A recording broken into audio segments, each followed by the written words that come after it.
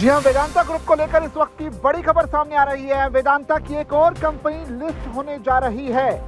Real estate कारोबार अलग होगा और इसी की वजह से शेयर धारकों को नए शेयर भी देने का ऐलान किया गया है।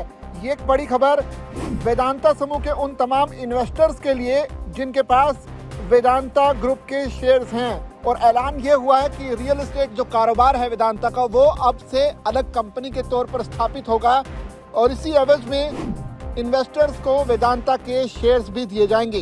तो दिग्गज उद्योगपति अनिल अग्रवाल की अगुवाई वाली वेदांता लिमिटेड ने अपने कारोबार को और भी ज्यादा सुव्यवस्थित करने की दिशा में एक बड़ा कदम उठाया है।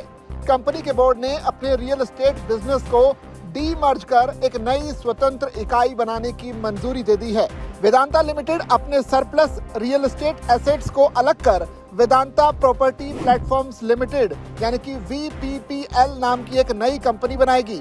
कंपनी ने एक्सचेंज फाइलिंग में इसकी जानकारी भी दे दी है। इस डीमर्ज का मुख्य उद्देश्य रियल एस्टेट संपत्तियों की वास्तविक वैल्यू को अनलॉक करना और निवेशकों के लिए ज्यादा पारदर्शिता लाना है। ये नई कंपनी भी बॉम्बे स्टॉक एक्सचेंज यानी कि BSE और NSE दोनों पर लिस्ट होगी। ऐसे में सवाल ये है कि इस डीमर्जर के बाद शेयर धारकों को क्या क्या मिलेगा। तो ऐसे में कंपनी ने इस डीमर्जर के लिए शेयर एंटाइटलमेंट रेशियो तय कर दिया है, जिसके मुताबिक वेदांता लिमिटेड के प्रत्येक 20 शेयरों के बदले शेयर धारकों को नई कंपनी यानी कि VPPL का एक शेयर फ्री में मिलेगा।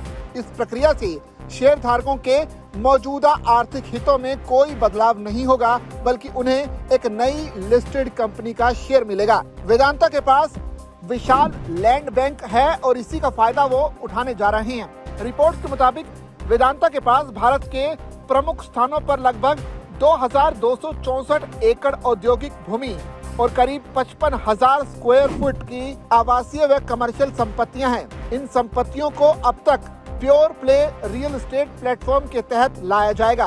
वेदांता समूह के चेयरमैन अनिल अग्रवाल ने कहा कि ये वेदांता की ओर से एक और रोमांचक घोषणा है। तेल और गैस, एल्यूमिनियम, पावर और स्टील जैसे क्षेत्रों में अलग अलग इकाइयां बनाने के बाद हम अब रियल एस्टेट संपत्तियों को एक स्वतंत्र कंपनी में बदल रहे हैं, ताकि स्टेक होल्डर्स के लिए वैल्यू अनलॉक की जा सके। कंपनी को उम्मीद है कि इस डीमर्जर की प्रक्रिया वित्त वर्ष 2027-28 यानी कि फाइनेंशियल ईयर 2028 तक पूरी हो जाएगी। अगस्त 2026 में स्टॉक एक्सचेंजों से अनापत्ति प्रमाण पत्र यानी कि NOC के लिए आवेदन किया जाएगा। इसके बाद NCLT और अन्य रेगुलेटरी मंजूरी ली जाएगी।